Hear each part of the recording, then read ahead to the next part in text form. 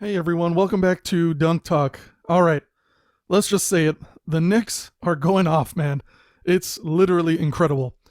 I don't know what happened after this trade deadline and the All-Star weekend, but it's just been absolutely insane. They've won 7 in a row now. Jalen Brunson is an absolute stud. This team is gelling together like they never have before. Tonight they played against the Nets and they completely blew them out. They won 142 to 118, and Brunson scored 39 points, where 30 of his points were scored in just the first half. The guy scored 15 of 18 from the field, shooting at an amazing 83.4% from the field, and then 5 of 6 threes for another 83.4% from beyond the arc. I mean, two things, guys. First off, how did this guy not get selected to be an all-star? And secondly, how in the world did the Mavericks decide to let him go? I mean, he was the perfect complement to Luka Doncic, and now you supplemented him with Kyrie? I mean, look how that's turning out right now. The Mavs are like literally dying. Brunson pretty much led the way the entire night, and the Knicks also had 6 players score in double figures. That included all of their 5 starters. Quentin Grimes had 22 points. Julius Randle had 21 points, 8 rebounds, and 8 assists. I mean, it's just crazy. The Knicks literally made nearly 80% of their shots in the first quarter, making 47 points. In the first quarter, you could pretty much already tell the game was over right then and there. Then the beating didn't stop after that. They had 34 points in the second quarter, 29 points in the third, and then 32 points in the fourth. They were shooting 60.7% from the field overall and 57.1% from 3 the entire game. I mean, these are way above average numbers just for a general NBA game, and it's their 7th game in. It's like they're not even tired or anything.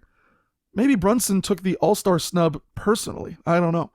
I mean, the shooting really killed the Nets, even though the Nets' free throws were really good, shooting 19 for 20, but they ultimately only shot 46.7% from the field and 38.5% from 3. To be honest, those are pretty average game numbers you would normally see from the league, but tonight, that clearly wasn't enough against the Knicks. I think what also really hurt them was their rebounds. Knicks had 46 rebounds and the Nets only had 31. The Knicks are now the 5th seed in the Eastern Conference, and they are catching up to the Cavaliers real quick. I know Stephen A. is concerned that he doesn't want the Knicks to see the Cavs in the playoffs, but with the way that Brunson is playing, honestly, Donovan Mitchell has something coming for him. Shout out to Coach Tom Thibodeau for doing an excellent job with this team. After the game, he said, "I like where we are in the season in terms of we know the intensity is getting different now, so we have to respond accordingly, and this should bring the best out of us." Well, guess what? It absolutely did for Jalen Brunson. This guy is literally an all-star, and I don't care what anybody has to say about it. It was crazy because Brunson was even briefly limping earlier in the game after banging knees with Mikal Bridges while defending a drive.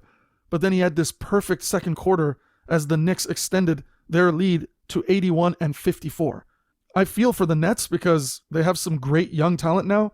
Even Cam Johnson scored a season-high 33 points for the Nets, and unfortunately, these guys have still lost 4 straight games. Mikal Bridges also added 21 points for the Nets. But yeah, man, I really do feel for the Nets. After this loss, they are traveling to face the Boston Celtics next. It's just back-to-back tough matchup after tough matchup. I mean, the Knicks came into this game literally averaging 120.7 points per game, and they were already past that barely 4 minutes into the fourth quarter. Up next, they are playing the Miami Heat on Friday, and with the way that they are playing, they might have a great shot at beating Miami too. Let's see how long the Knicks keep this trend up. If they end the season as the 3rd seed and play either the Nets or the Heat at the 6th seed, I have a strong feeling that they'll pass into the second round of the playoffs with no problems. Maybe not a sweep, but maybe a 4-1 scenario. And even then, if they go into the second round, I have no doubt in my mind with the way that this team is going off and gelling the way that they are, they could seriously make a nice run at the title. Now, I still think they'll have a tough matchup against teams like the Milwaukee Bucks, the Philadelphia 76ers, the Boston Celtics. I mean, those teams are just too damn deep, and it makes it really complicated for sort of a younger team like the Knicks to kind of keep up. But they just play such good basketball together between their defensive switchability, their offense on the court, the way that they communicate. It just makes things so easy. It looks like it's not even a problem for them. In today's NBA, it seems like winning 7 games in a row is really difficult to do. Not too long ago, you had the Warriors winning 20 plus games in a row, but then again, it was the Warriors and they could shoot lights out. Well, with these numbers that the Knicks are doing and the offensive strategies that they're scheming up with Tom Thibodeau as their coach, I mean, their offense is becoming equally as spectacular. I recently did a video where I said that Josh Hart was an amazing piece that they've added, and even he didn't have that great of a game tonight. I think he only had like 4 points and either 4 rebounds or 4 assists. But nonetheless, even with him not doing that well, their starters came in looking for blood and absolutely destroying the Nets. So again, Nets guys, I'm sorry. I feel for you guys. You went from losing KD, Kyrie, and James Harden to being stuck with somebody like Ben Simmons. But you did get some nice pieces, so hopefully that builds something for the future. But whatever the Knicks are doing right now, if they continue to keep it up, and in the next draft, if they have some nice picks that they could develop or bring up, or just anybody that they add to their team, this team could be very, very good moving forward with a lot of depth.